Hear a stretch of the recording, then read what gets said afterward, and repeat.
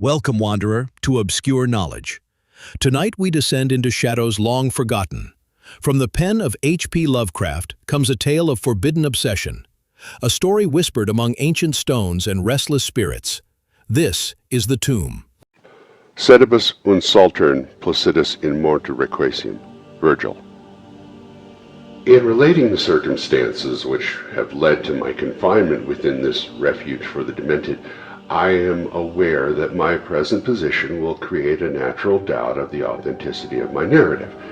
It is an unfortunate fact that the bulk of humanity is too limited in its mental vision to weigh with patience and intelligence these isolated phenomena, seen and felt only by a psychologically sensitive few, which lie outside its common experience. Men of broader intellect know that there is no sharp distinction betwixt the real and the unreal, that all things appear as they do only by virtue of the delicate individual's physical and mental media through which we are made conscious of them.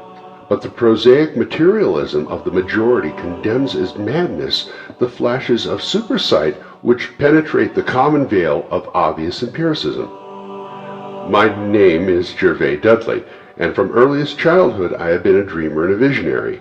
Wealthy beyond the necessity of a commercial life, and temperamentally unfitted for the formal studies and social recreations of my acquaintances, I have dwelt ever in realms apart from the visible world, spending my youth and adolescence in ancient and little-known books, and in roaming the fields and groves of the region near my ancestral home.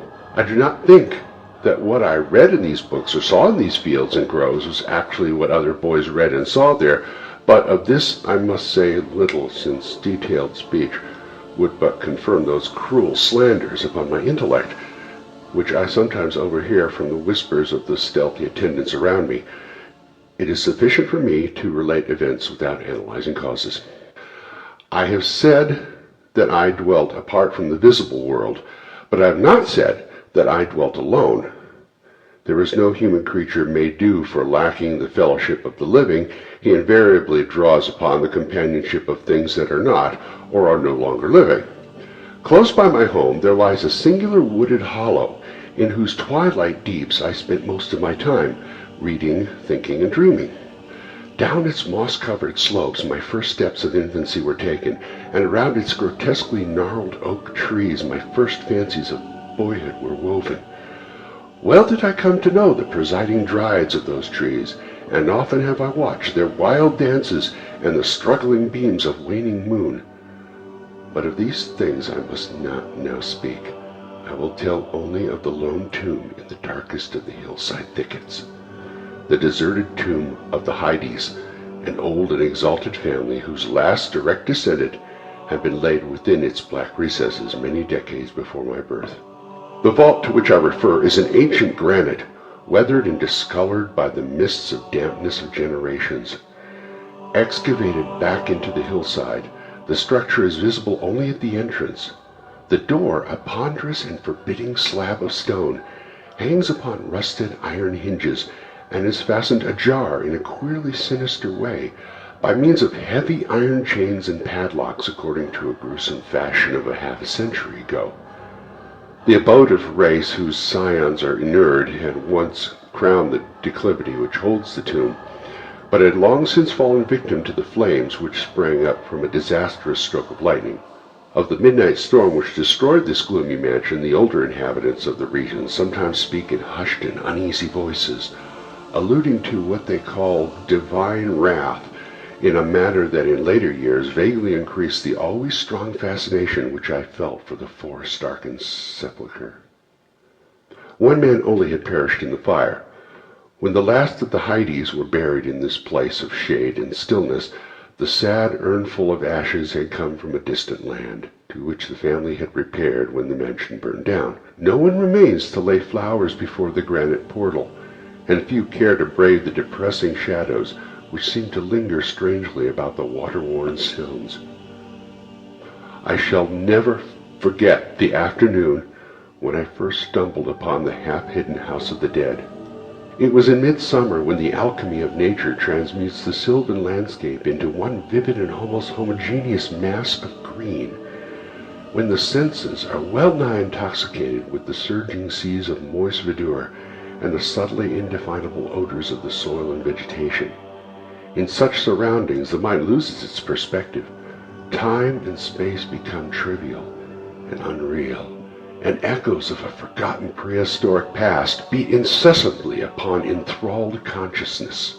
All day I had been wandering through the mystic groves of the hollow, thinking thoughts I need not discuss, and conversing with things I need not name.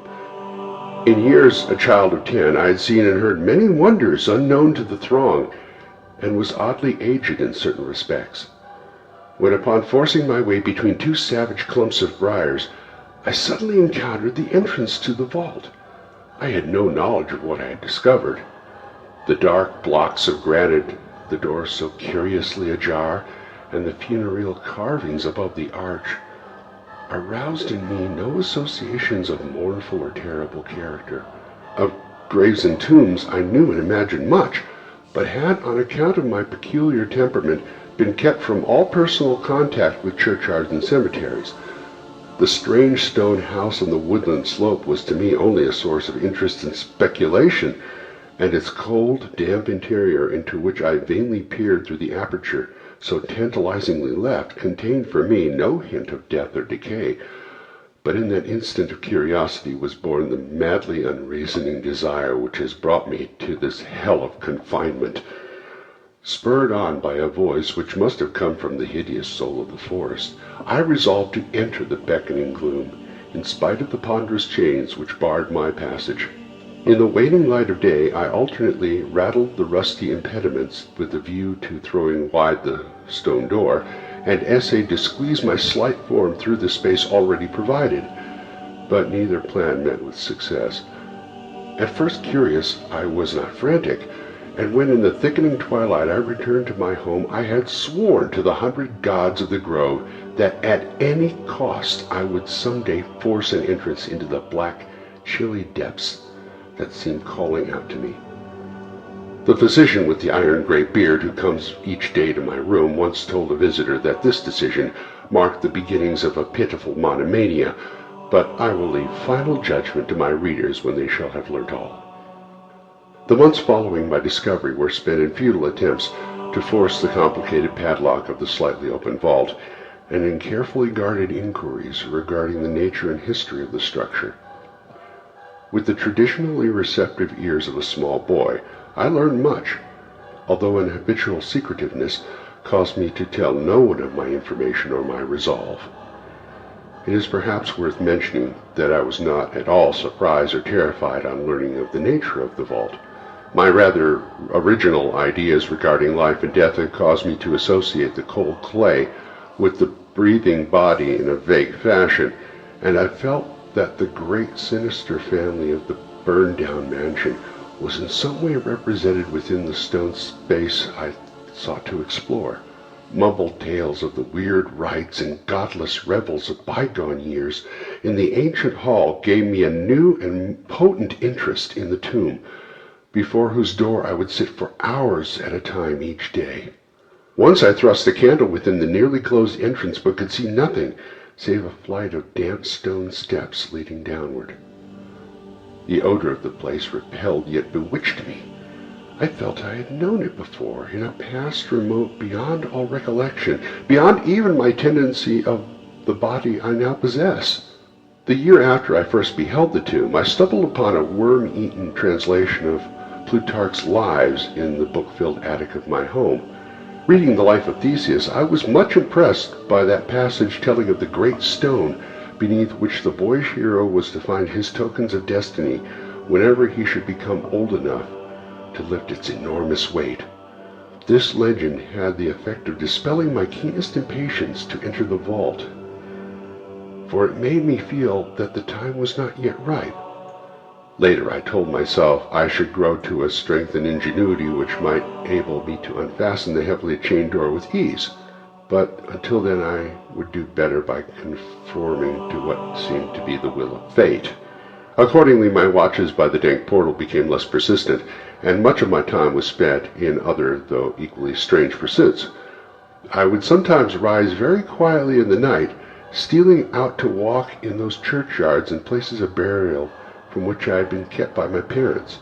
What I did there I may not say, for I am not now sure of the reality of certain things, but I know that on the day after such a nocturnal ramble, I would often astonish those about me with my knowledge of topics almost forgotten for many generations. It was after a night like that I shocked the community with a queer conceit about the burial of the rich and celebrated Squire Brewster, a maker of local history who was interred in 1711, and whose slate headstone, bearing a graven skull and crossbones, was slowly crumbling into powder. In a moment of childish imagination, I vowed not only that the undertaker, Goodman Simpson, had stolen the silver-buckled shoes, silken hose, and satin small clothes of the deceased before burial, but that the squire himself, not fully inanimate, had turned twice in his mound-covered coffin on the day of interment. But the idea of entering the tomb never left my thoughts, being indeed stimulated by the unexpected genealogical discovery that my own maternal ancestry possessed at least a slight link with the supposedly extinct family of the Heides. Last of my paternal race, I was likewise the last of this older and more mysterious line.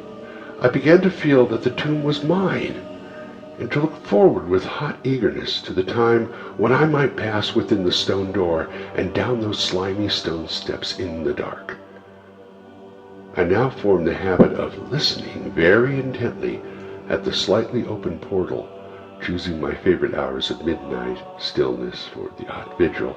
By the time I came of age, I had made a small clearing in the thicket before the mold-stained facade of the hillside, allowing the surrounding vegetation to encircle and overhang the space like the walls and roof of sylvan bower. This bower was my temple, the fastened door my shrine, and here I would lie outstretched on the mossy ground, thinking strange thoughts and dreaming of strange dreams. The night of the first revelation was a sultry one. I must have fallen asleep from fatigue, for it was with a distinct sense of awakening that I heard the voices. Of those tones and accents I hesitate to speak. Of their quality I will not speak. But I may say that they presented certain uncanny differences in vocabulary, pronunciation, and mode of utterance. Every shade of the New England dialect, from the uncouth syllables of the Puritan colonists to the precise rhetoric of 50 years ago, seemed represented in that shadowy colloquy, though it was only later that I noticed the fact. At any time, indeed, my attention was distracted from this matter by another phenomenon, a phenomenon so fleeting that I could not take oath upon its reality. I barely fancied, as I awoke, a light had been hurriedly extinguished within the sunken sepulchre. I do not think I was either astounded or panic-stricken, but I know that I was greatly and permanently changed that night. Upon returning home, I went with much directness to a rotting chest in the attic, wherein I found the key, which next day unlocked with ease the barrier I had so long stormed in vain. It was in the soft glow of late afternoon when I first entered the vault on the abandoned slope. A spell was upon me, and my heart leapt with an exultation I can but ill describe. As I closed the door behind me and descended the dripping steps by the light of my lone candle, I seemed to know the way. And though the candle sputtered with the stifling reek of the place, I felt singularly at home in the musty charnel house air. Looking about me, I beheld many marble slabs bearing coffins or the remains of coffins. Some of these were sealed and intact, but others had nearly vanished, leaving the silver handles and plates isolated amidst certain curious leaps of whitish dust. Upon one plate I read the name of Sir Geoffrey Hyde, who had come from Sussex in 1640 and died here a few years later. In a conspicuous alcove was one fairly well preserved and untenanted casket, adorned with a single name which brought to me both a smile and a shudder. An odd impulse caused me to climb upon the broad slab, extinguish my candle, and lie down within the vacant box. In the gray light of dawn, I staggered from the vault and locked the chain of the door behind me. I was no longer a young man, though but 21 winters had chilled my bodily frame. Early rising villagers who had observed my homeward progress looked at me strangely and marveled at the signs of ribald revelry which they saw in one whose life was known to be sober and solitary. I did not appear before my parents until after a long and refreshing sleep. Henceforth, I haunted the tomb each night, seeing, hearing, and doing things I must never reveal. My speech, always susceptible to environmental influences, was the first thing to succumb to the change, and my suddenly acquired archaism of diction was soon remarked upon. Later, a queer boldness and recklessness came into my demeanor, till I unconsciously grew to possess the bearing of a man of the world, despite my lifelong seclusion. My formerly silent tongue waxed voluble with the easy grace of a Chesterfield or the godless cynicism of a Rochester. I displayed a particular erudition, utterly unlike the fantastic monkish lore over which I had pored in youth, and covered the fly-leaves of my books with facile impromptu epigrams which brought up suggestions of Gay, Prior, and the sprightliest of Augustan wits and rhymesters. One morning at breakfast I came close to disaster by declaiming in palpably licorice accents an effusion of 18th century bacchanalian mirth. A bit of Georgian playfulness, never recorded in a book, which ran something like this: "Come hither, my lads, with your tankards of ale, and drink to the present before it shall fail. Pile each on your platter a mountain of beef, for 'tis eating and drinking that bring us relief. So fill up your glass, so life will soon pass. When you're dead, ye'll ne'er drink to your king or your lass. Anacreon had a red rose, so they say, but what's a red rose if you're happy and gay?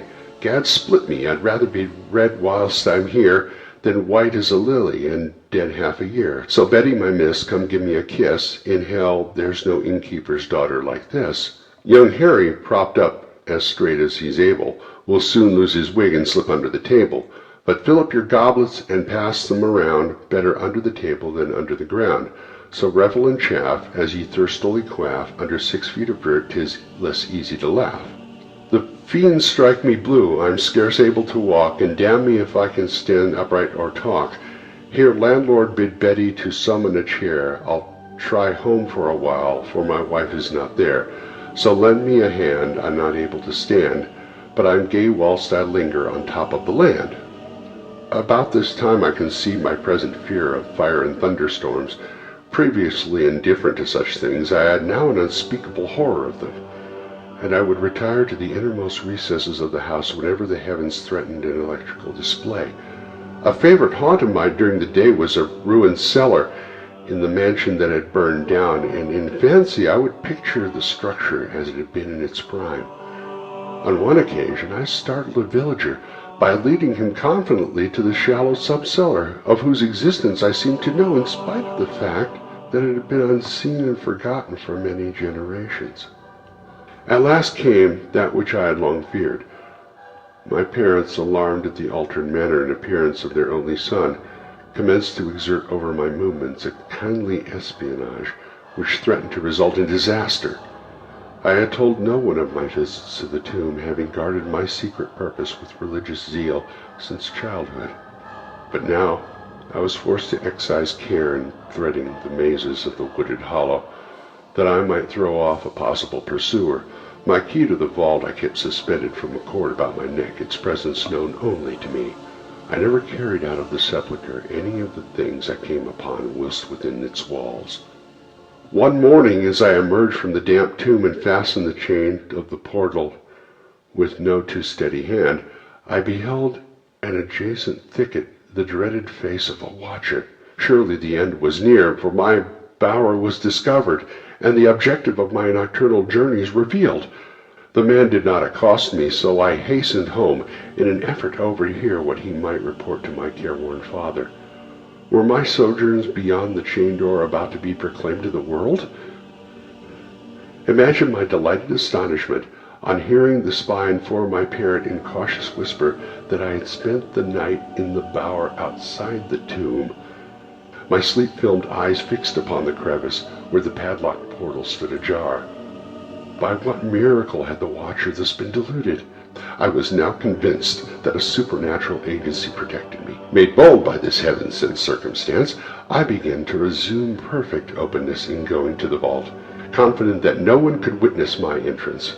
For a week I tasted to the full the joys of that charnel conviviality, which I must not describe, when the thing happened, and I was borne away to this accursed abode of sorrow and monotony. I should not have ventured out that night, for the taint of thunder was in the clouds, and the hellish phosphorescence rose from the rank swamp at the bottom of the hollow. The call of the dead, too, was different. Instead of the hillside tomb, it was the charred cellar on the crest of the slope, whose presiding demon beckoned me with unseen fingers. As I emerged from an intervening grove upon the plain before the ruin, I beheld in the misty moonlight a thing I had always vaguely expected. The mansion, gone for a century, once more reared its stately height to the raptured vision, every window ablaze with the splendor of many candles. Up along the drive rolled the coaches of the Boston gentry, whilst on foot came a numerous assemblage of powdered exquisites from the neighboring mansions. With this throng I mingled, though I knew I belonged with the hosts rather than the guests. Inside the hall were music, laughter, and wine on every hand. Several faces I recognized, although I should have known them better had they been shriveled or eaten away by death and decomposition. Amidst a wild and reckless throng, I was the wildest and most abandoned. Gay blasphemy poured in torrents from my lips, and in my shocking sallies I heeded no law of God, man, or nature. Suddenly, a peal of thunder, resonant even above the din of the swinish revelry, clave the very roof and laid a hush of fear upon the boisterous company. Red tongues of flame and searing gusts of heat engulfed the house, and the roisterers, struck with terror at the descent of a calamity which seemed to transcend the bounds of unguided nature, fled streaking into the night. I alone remained, riveted to my seat by a groveling fear which I had never felt before. And then a second horror took possession of my soul. Burnt alive to ashes, my body dispersed by the four winds, I might never lie in the tomb of Hydes. Was not my coffin prepared for me? Had I not a right to rest until eternity among the descendants of Sir Geoffrey Hyde? I would claim my heritage of death, even though my soul goes seeking through the ages for another corporeal tenement to represent it. On that vacant slab in the alcove of the vault, Gervais Hyde would never share the sad fate of Palinurus. As the phantom of the burning house faded, I found myself screaming and struggling madly in the arms of two men, one of whom was the spy who had followed me to the tomb. Rain was pouring down in torrents, and upon the southern horizon were flashes of the lightning that had so lately passed over our heads. My father, his face lined with sorrow, stood by as I shouted my demands to be laid within the tomb, frequently admonishing my captors to treat me as gently as they could.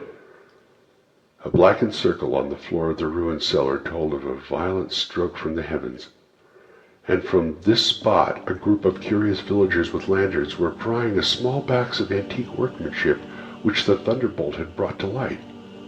Ceasing my futile and now objectless writhing, I watched the spectators as they viewed the treasure trove, and was permitted to share of their discoveries.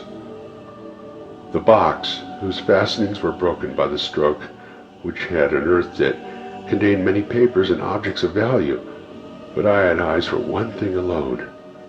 It was the porcelain miniature of a young man in a smartly curled bagwig, and bore the initials J.H. The face was such that as I gazed, I might well have been studying my mirror. On the following day I was brought to this room with the barred windows, but I had been kept informed of certain things through an aged and simple-minded servitor, for whom I bore a fondness in infancy, and who, like me, loves the churchyard. What I have dared to relate of my experiences within this vault has brought me only pitying smiles. My father, who visits me frequently, declares that at no time did I pass the chain portal, and swears that the rusted padlock had not been touched for 50 years when he examined it. He even says that all the village knew of my journeys to the tomb, and that I was often watched as I slept in the bower outside the grim facade, my half-opened eyes fixed on the crevice that leads to the interior. Against these assertions I have no tangible proof to offer, since my key to the padlock was lost in the struggle on the night of horrors. The strange things of the past which I learnt during these nocturnal meetings with the dead he dismisses as the fruits of my lifelong and omnivorous browsing among the ancient volumes of the family library. Had it not been for my old servant Hiram, I should have by this time become quite convinced of my madness. But Hiram, loyal to the last, has held faith in me, and has done that which impels me to make public at least part of my story. A week ago he burst open the lock which chains the door to the tomb perpetually ajar, and descended with a lantern into the murky depths. On a slab in an alcove he found an old but empty coffin, whose tarnished plate bears the single word Gervais. In that coffin, and in that vault, they have promised me I shall be buried. The End of the Tomb by H.P. Lovecraft.